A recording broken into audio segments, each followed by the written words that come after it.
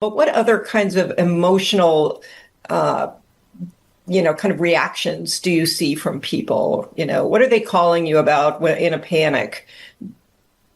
Yes. So I had one person, she called me when this stock was dropping like 80%.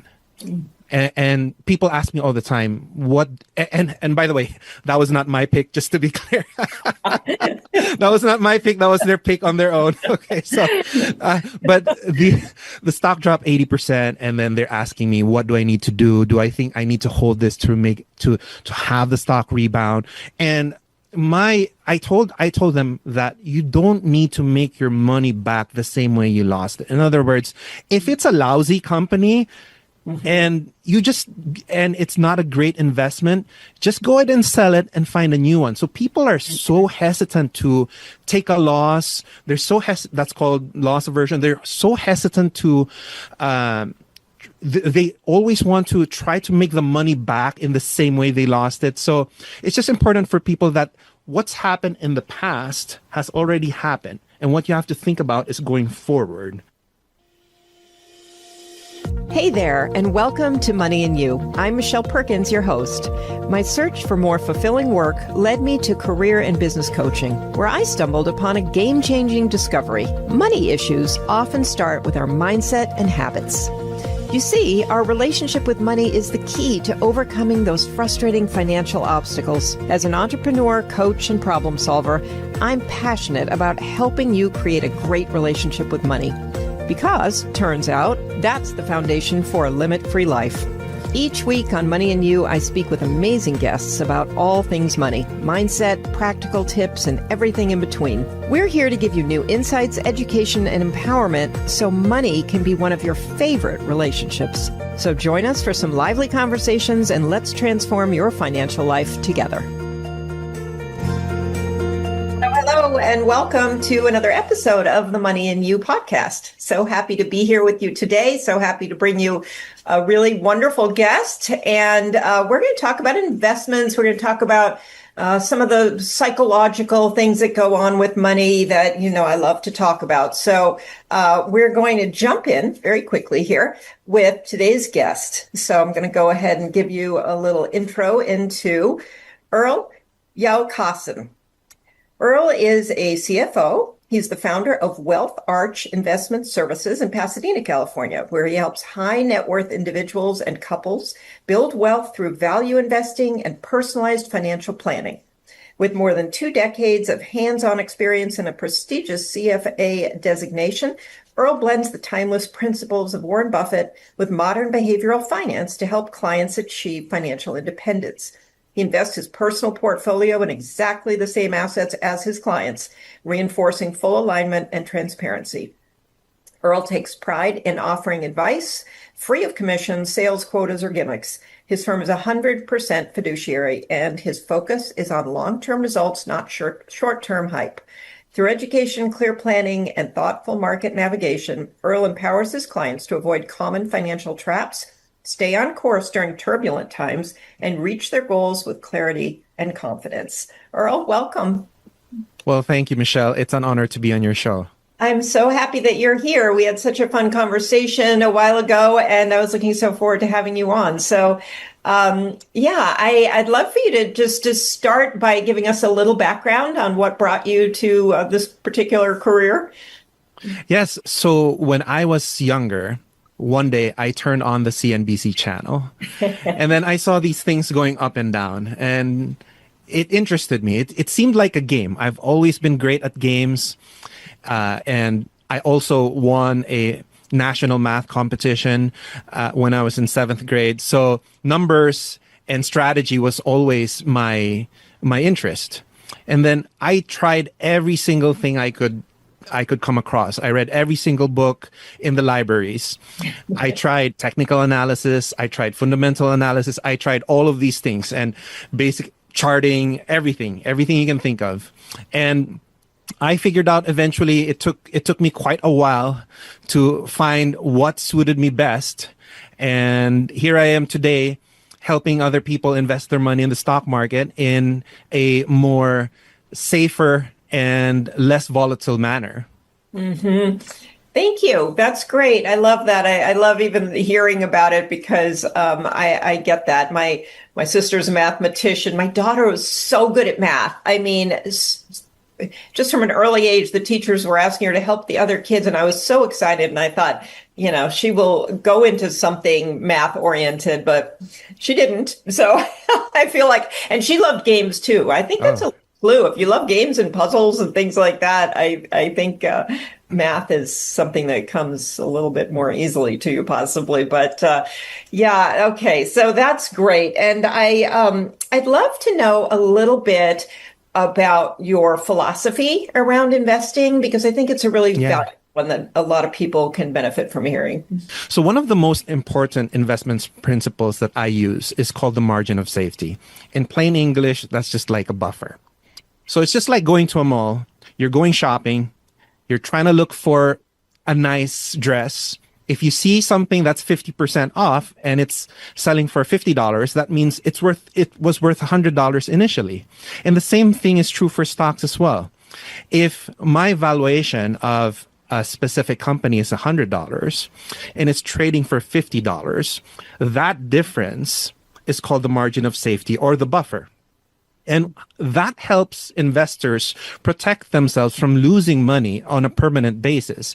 And the reason for that is because if, for example, that the competition comes up with a new product, then your valuation of 100 could drop down to $90.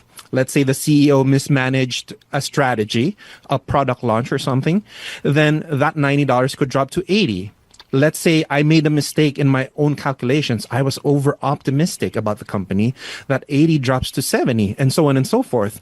So if my ending valuation after all of those unexpected negative events happen at the same time, drops my valuation from 100 to 70 and I bought it for $50, as long as the market's not panicking, eventually the $70 stock price will get hit and I will still make some money. And so that's how the margin of safety works extremely well in protecting downside. Okay. Yeah. Thank you. And how does one, I mean, you're an expert in this, but how does the average person figure out what that margin of safety could be or should be? Yeah. So in terms of the average person, you need to really delve into the financial statements to come up with an estimated value for the company. And it's really not for the average person to do. And so my advice for the average person is to simply try to take a look at what the market environment or what the participants or the mood of the market is. So Warren Buffett's famous saying is that when the market is greedy, be fearful. And when the market is fearful, be greedy. So just trying to get a sense and do the opposite of what everyone's doing. So by doing that, if everyone's excited, that means that stock prices are expensive and there's no margin of safety. There's no buffer. But if everyone's panicking and they're just selling stock prices, that means stock prices are depressed. And that means your buffer is so large. So that's one quick way for the average person to take advantage of the margin of safety concept without having to do complex math. Mm-hmm. Oh, I love that. Thank you. That's a great answer. Okay, so let's talk a little about the psychological kind of aspects of money, because I love talking about that on the show. We do really dive into people's relationship with money. And, you're dealing with people and their money all the time. And so what are some of the things that you're seeing that both help people and also get in their way? I mean, it works both ways. It's not always a definite, but yeah. Yes, definitely. And so let me take a step back and just answer the question from a bigger picture. So the first thing I wanted to say is that there are a lot of people that have access to the internet, have access to information that everybody else has. 40 years ago, people know stuff that other people didn't know. And so that's very different. And then the second thing is that there's so many smart people calculating intrinsic value, which we talked about earlier. So the real advantage for many people, including professionals and average investors, is to focus on the emotional, psychological aspects. That's where you can get an advantage against professional investors.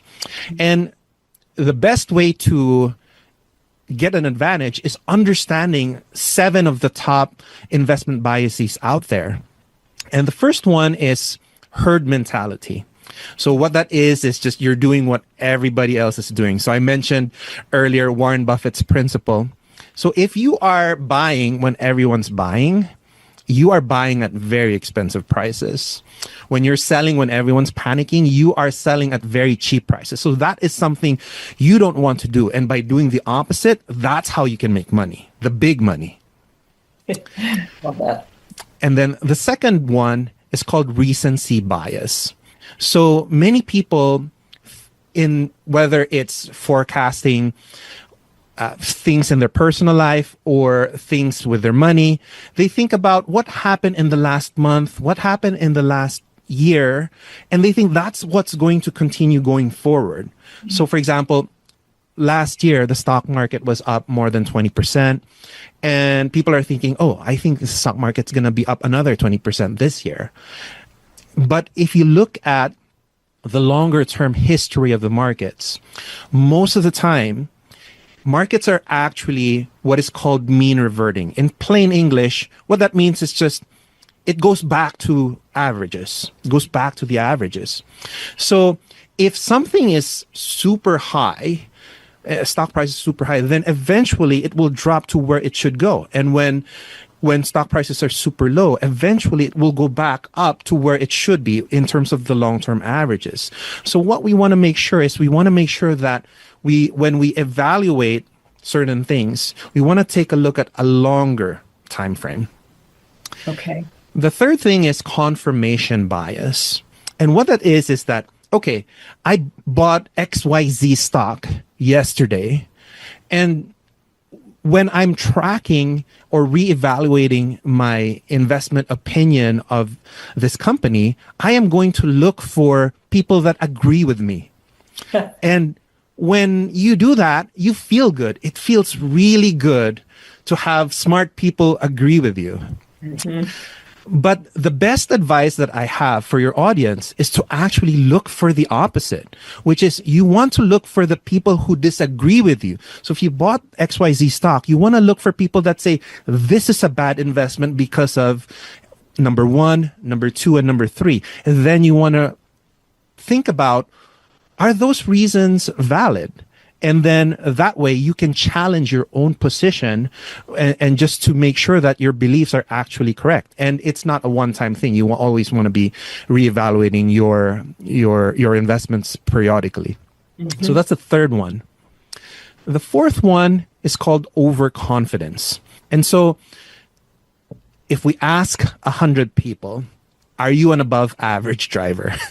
70 people will say yes, but there's no way 70 people are above average. So it's the same thing with investing. It's like, how good are you? When I talk to prospective clients, the first thing I ask them is, on a rating scale of 1 to 10, 1 being you don't know anything, 10 being you're an expert, where do you think you fall? And most of the times, especially males, they say 8 to 10 when they're really a 1 to 3. So, there's a lot of ego involved there. So, do you find the opposite with women, where they might go too low? Yeah. Yes. And actually in investing, that's a great thing. Yeah. It's actually extremely important to be humble in investing. And the reason for that is if you're overconfident, then you're kind of having like blinders and not paying attention to the risks involved, and you think you're the best investor, everything you invest in will go up, but that's not true. Even the best investors in the world are batting approximately 60%. So in other words, if you're above 50% in terms of your batting average, you're considered a really good investor. And so that's just something to keep in mind. The other thing to keep in mind is that in terms of this bias, if you're overconfident, if you make a lot of money in the very short term as a beginner, what's going to happen is you're going to risk more and more money. But if your results were more due to luck than skill, then you're going to get slammed at the end. It's kind of like going to a casino, winning for a month on the roulette table, and if you think, wow, I figured out a pattern. But in reality, there is no pattern to roulette. People have tried, unless you have like an earpiece or like an electronic device that can manipulate the roulette table spin. It's all just luck. And that's the danger of overconfidence, mistaking luck for skill. Wow, those are great. That was really, really helpful. And very important things for people to hear and understand. So, we can understand some of those ideas and those concepts and the biases. But what do you see? I mean, those are also emotional, but what other kinds of emotional, kind of reactions do you see from people? What are they calling you about in a panic? Yes. So I had one person, she called me when the stock was dropping like 80%. And people ask me all the time, what, and by the way, that was not my pick, just to be clear. That was not my pick. That was their pick on their own. Okay. So, but the stock dropped 80%. And then they're asking me, what do I need to do? Do I think I need to hold this to have the stock rebound? And I told them that you don't need to make your money back the same way you lost it. In other words, if it's a lousy company and it's not a great investment, just go ahead and sell it and find a new one. So people are so hesitant to take a loss. They're so that's called loss aversion. They're so hesitant to they always want to try to make the money back in the same way they lost it. So it's just important for people that what's happened in the past has already happened. And what you have to think about is going forward. And so that's something that I encounter, frequently. Yeah, that's a great answer too, because we do have a tendency, when things are dropping to, even with real estate. I had a rental property that really tanked in, 2011 or whatever. And I found myself just sort of waiting for it to get back to a point where I could just pay my loan. And in hindsight, it wasn't the strategy I should have used at all. But it is interesting. Yeah, it's almost like a natural, let me see it get back to a certain point and then I'll sell it. And oftentimes that's not even what you want to do then. You want to get it to that point and let it, same with the rental property. I should have just kept it. It would have been, worth twice as much now. So it's interesting how reactive we get with these things, especially when we see them start to take a dive. Yes. Yeah. Yes.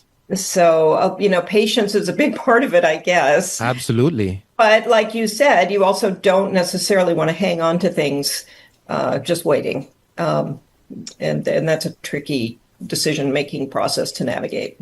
Yeah. If it's a lousy company with bad prospects, you definitely want to think about switching out. Mm-hmm. Right. Because you're losing the opportunity cost of opportunity cost. Else. Yes. Yeah. Yeah. Absolutely. Very, very interesting. And I love the, what you talked about, or what I mentioned in your bio, which was that whatever you're advising clients to do, you're doing yourself. Yes. And is that common in the industry? Is that what everybody's doing, or is that pretty unique? No, it's actually pretty unique. And if you can believe it, about half of mutual fund managers have no money in their own fund. And this was a study done by Morningstar. And many people who obviously have even some money invested in whatever their clients are invested in are not 100% invested like I am.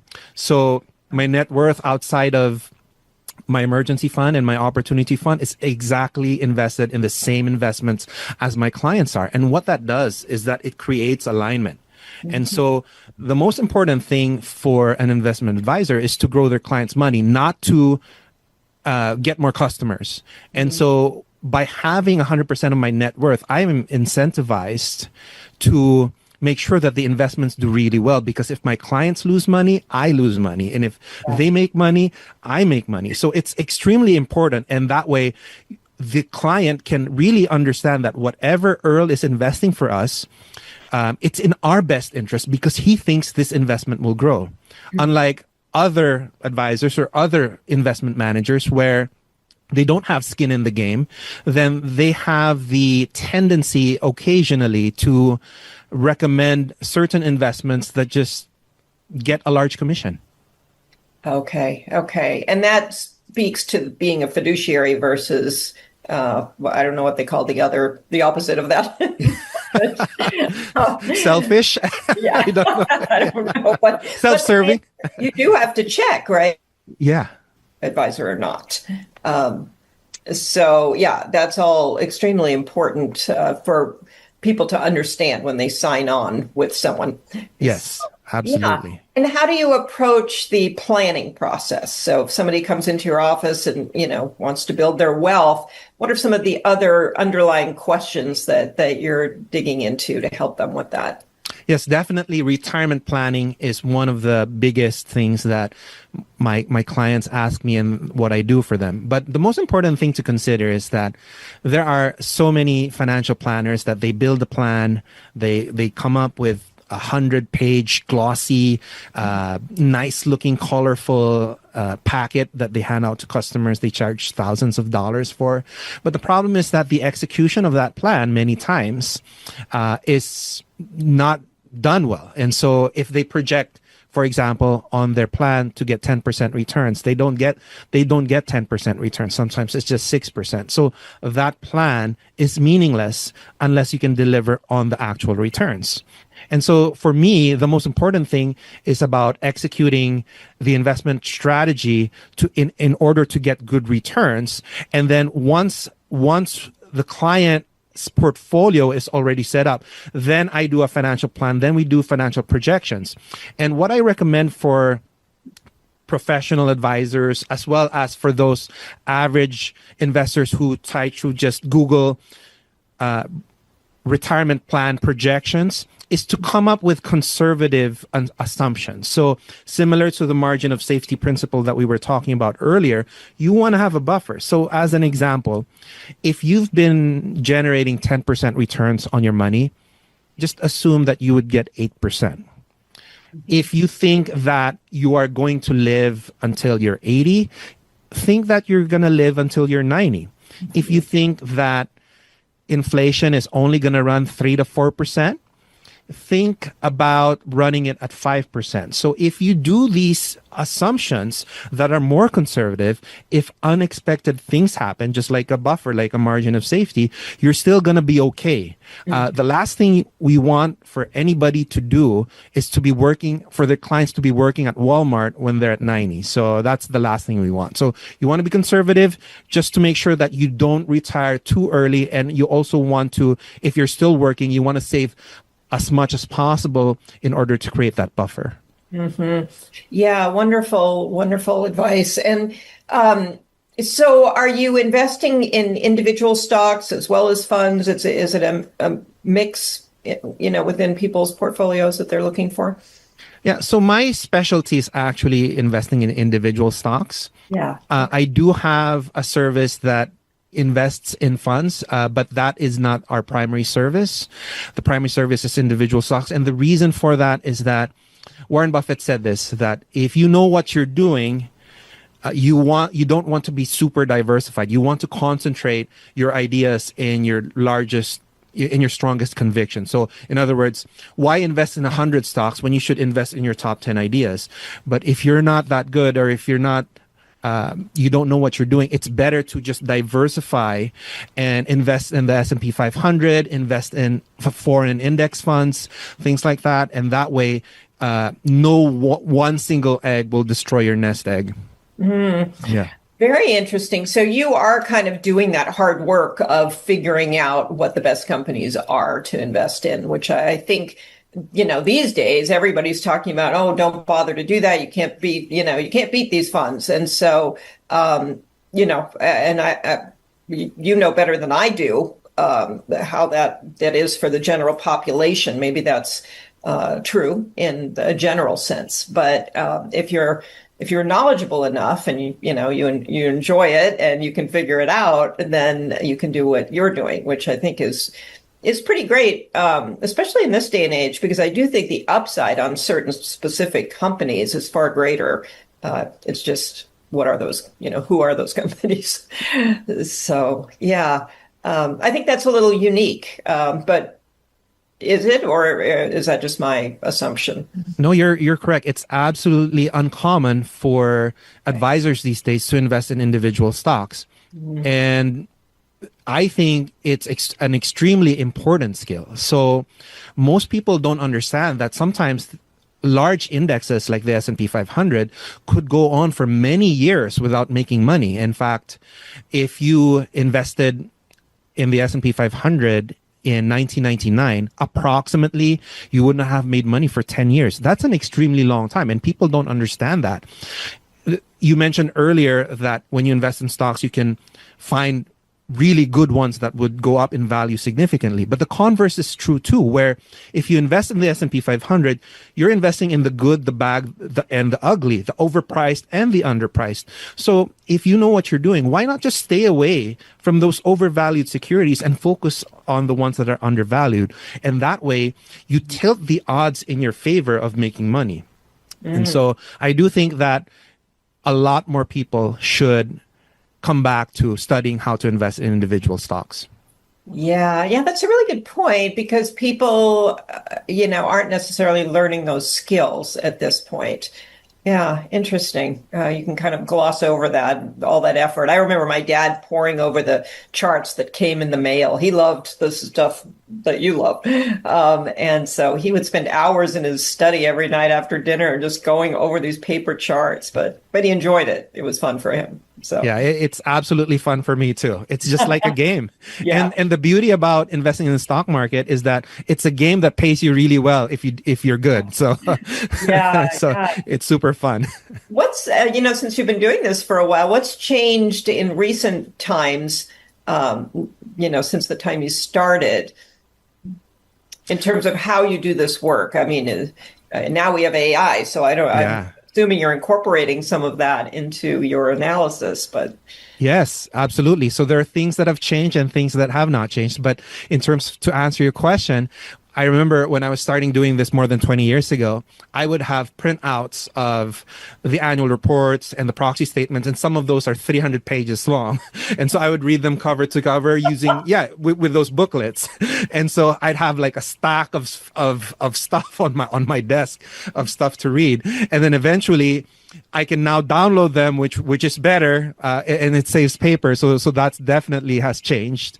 And then with the advent of AI, like you mentioned, now instead of trying to find what page was that number on depreciation, I can just type in to ChatGPT or Grok or whatever you use, what was the depreciation for year 2019? And I don't have to find the 2019 annual report, things like that. It will just serve it up to me. So AI has made searching for information within those statements a lot easier. But at the same time, as we were talking about earlier in the meeting, with the advent of technology, always keep in mind that everyone has access to this. Yeah. So if everyone has access to this, that means the information that you think is special is not really that special. Mm-hmm. And in terms of what has not changed over the markets is that people continue to be emotional about their money and about investing. If things are going up, people pile on. If things are going down, people panic. And I don't think that's ever going to change, even with AI. That's really interesting. That is so interesting. So what would you tell people, or what do you tell people about those feelings that they're having? Do you tell them just write it out? I mean, what is something that helps them to understand? I would normally share this parable. Hopefully I don't butcher it. It's a Chinese parable. So there was this father who has a lot of horses. He's a farmer. He has a lot of horses. And then the horse ran away. And then the neighbor said, that's too bad. But the father said, maybe not. And then the horse came back 3 days later, bringing 5 horses. And then the neighbor said, "Oh, that's fantastic. That's great." And then the father said, maybe not.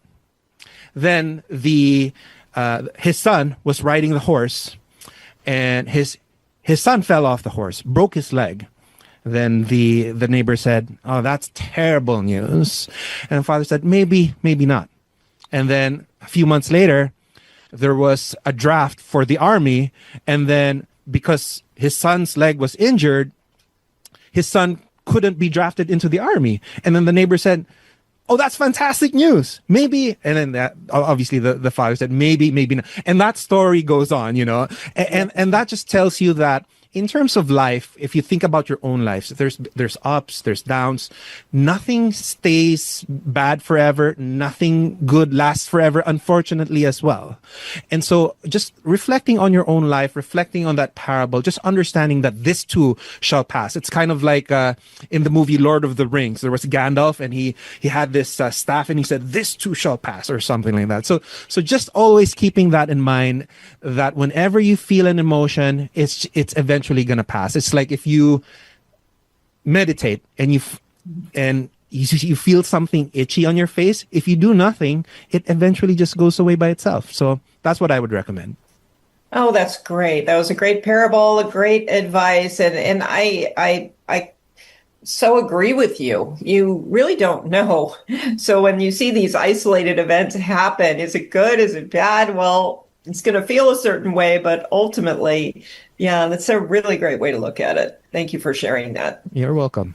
So, there's a lot to talk about. Do you want to just comment on sort of today's world? And, because there's a lot of emotion in current times about everything economic right now and more than economic. But it is a funny, turbulent in some ways and mysterious in others. I mean, what I see is a little bit of a standstill, where there's a little bit of paralysis because we don't know where things are going or what's going to be happening. I see that especially in real estate right now, particularly because I have an investment property I've been trying to sell and didn't expect it to go quite like this.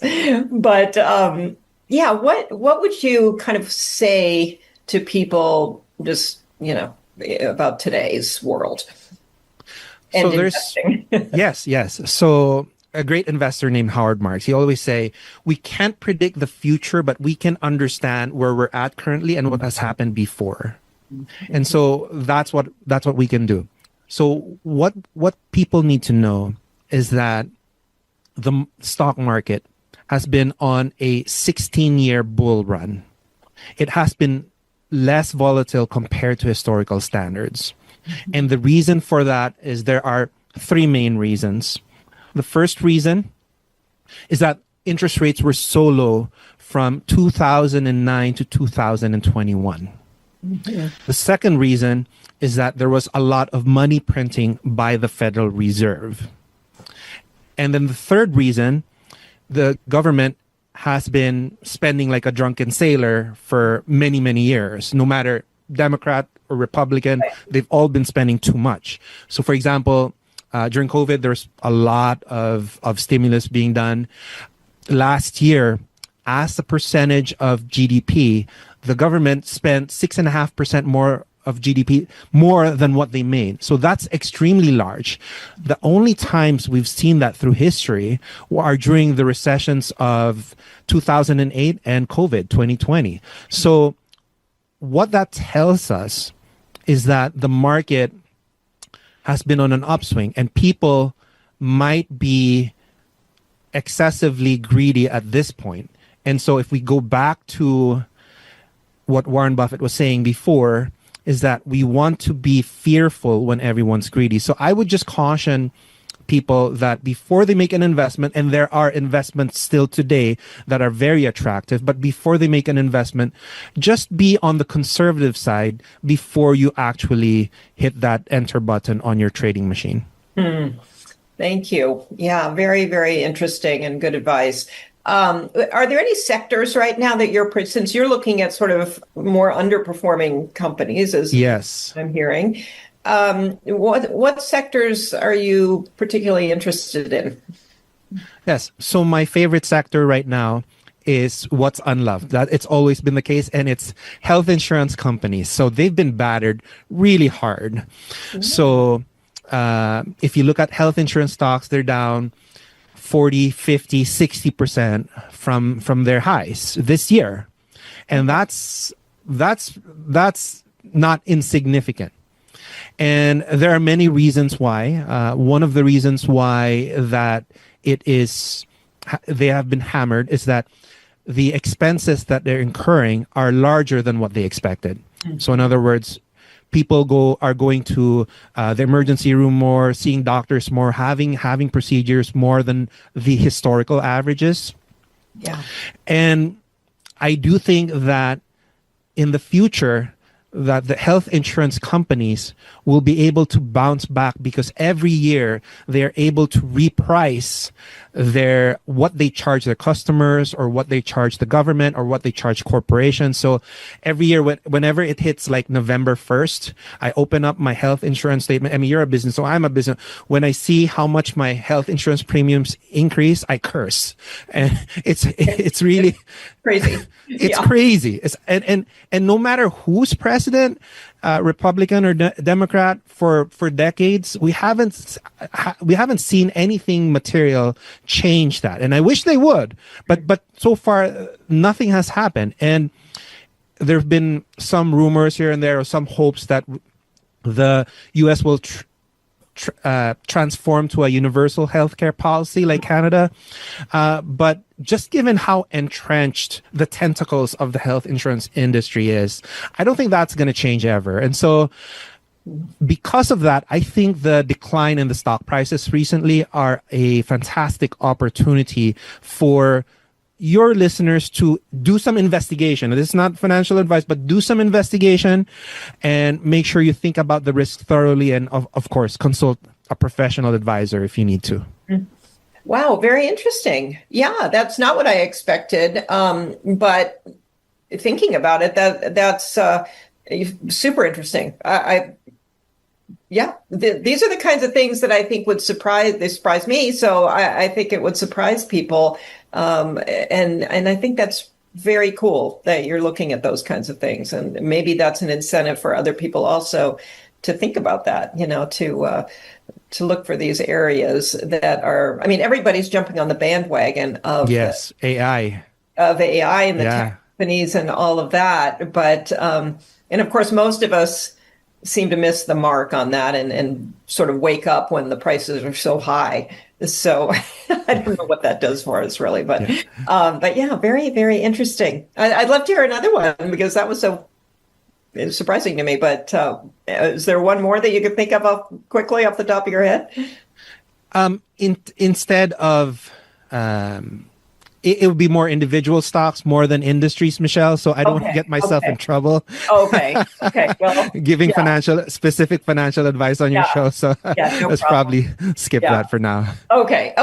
Well, how do people get in touch with you if they want to have this personal conversation with you? Yes. So first, we created a special web page for your listeners. Oh, thank you. It is mywealtharch.com/money-and-you, and let me spell that: mywealtharch.com/moneyandyu. And just for my website in general, just mywealtharch.com.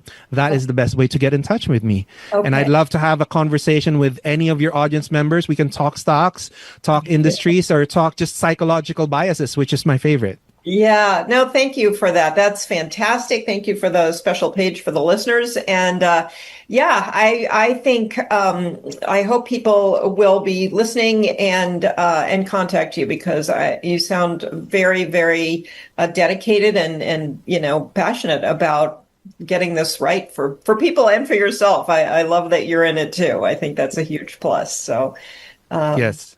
Well, Yeah. thank you, Michelle. It's been an honor and a pleasure. This is a fantastic show, and I'm grateful to be on your show. Thank you. Thank you so much. And we'll put these biases, a little summary of that in the show notes. I think it's really important for people. It's one thing to hear it. It's another thing to kind of really sit with it for a minute and try to figure out where that's showing up for you, all the different biases. So that's very, very helpful. Well, thank you. And yeah, I very much appreciate your time and sharing your knowledge here on the show. So yeah, thank you. Thank you, Michelle. Okay. Well, and audience, thank you so much for joining us. Listen, and if you like the show or you want to share it with friends and family, we would love that. And we would love to have you rate and review the show. If you got something out of it today, that helps us to continue to bring great guests like Earl on the show. And yeah, so we will, I would really advise people to give Earl a call to see what he's up to. If it's always good to talk to a variety of people in the financial world to see really who is the right person to be on your team, because and until you have a conversation with people, I don't think you really know that. You can read their marketing material or what have you, but it's really important to have a rapport with your, advisors and to know what they're doing. So that's one thing, Earl, that I really loved about how you're explaining things is people can really get a clear idea of what you're doing for them in a concrete way, how you actually do execute on your plan. And I think sometimes people leave it a little unclear. So I admire the way that you do this. So, all right. Well, thank you, audience. And you can reach me at Michelle, 2 L's, at limitfreelife.com. And please check out the Limit Free Life website to join our blog community and see what we have going on as well. We're really dedicated to financial education, and we deliver a lot of it here on the podcast, but I have some other programs and courses and information on ways that you can learn to be more financially savvy, so that when you're talking to people out there like Earl, you know how to have those conversations. All right. Well, thank you so much. And thank you, UBN Go, for producing the show. And we'll see you next week.